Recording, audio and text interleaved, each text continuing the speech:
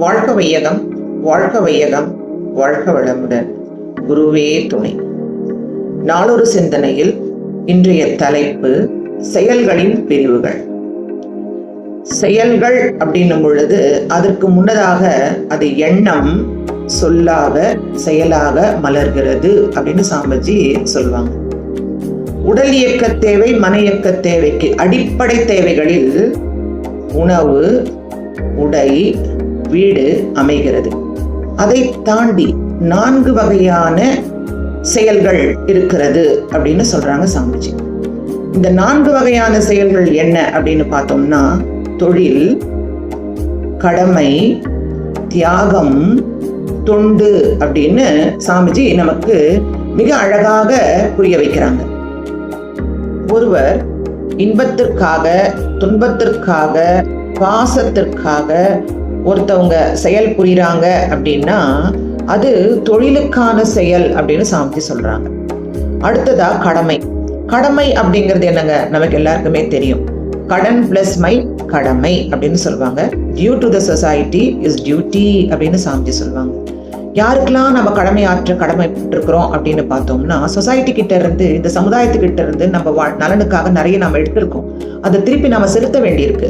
அது செலுத்த வேண்டிய வகையில சாமிஜி என்ன சொல்லுவாங்கன்னா, தான், குடும்பம், சுற்றம், ஊர், உலகம், இதற்கு நாம் கடமையை தவறாமல் செய்யணும் அப்படின்னு சொல்லுவாங்க. அது செயல் அப்படின்னு சொல்றது என்னன்னா, கடமைக்கான செயல் அது அப்படின்னு சொல்றாங்க.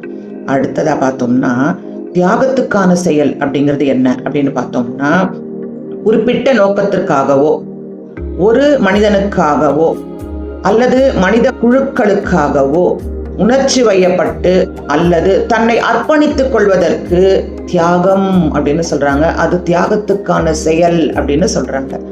அடுத்ததா பார்த்தோம் அப்படின்னு சொன்னோம்னா, சாமிஜி சொல்றது தொண்டு. தொண்டு செய்தால் கொண்டு வந்த வினை போகும் அப்படிங்கிறது நமக்கு சாமிஜியா சொல்லி கொடுத்த மிக சிறந்த ஒரு சாமியம் சொல்லலாம். அது என்ன அப்படின்னு பார்த்தோம்னா, இயற்கையை உணர்ந்து கொள்ளணும்.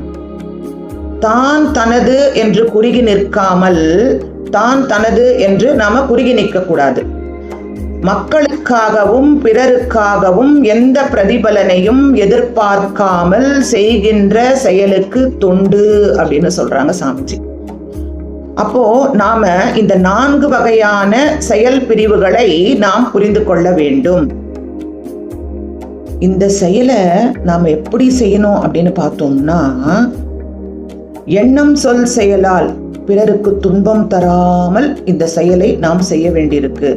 அதுல நாம் ரொம்ப காஷனா இருக்கணும் அன்பர்களே. செயலிலே விளைவாக தெய்வ ஒழுங்கமைப்பிருக்க பயனென்ன தவறிழைத்து பின் பரமனை வேண்டுவதால் அப்படின்னு நமக்கு சாமிஜி சொல்லி கொடுத்துருக்காங்க இல்லையா?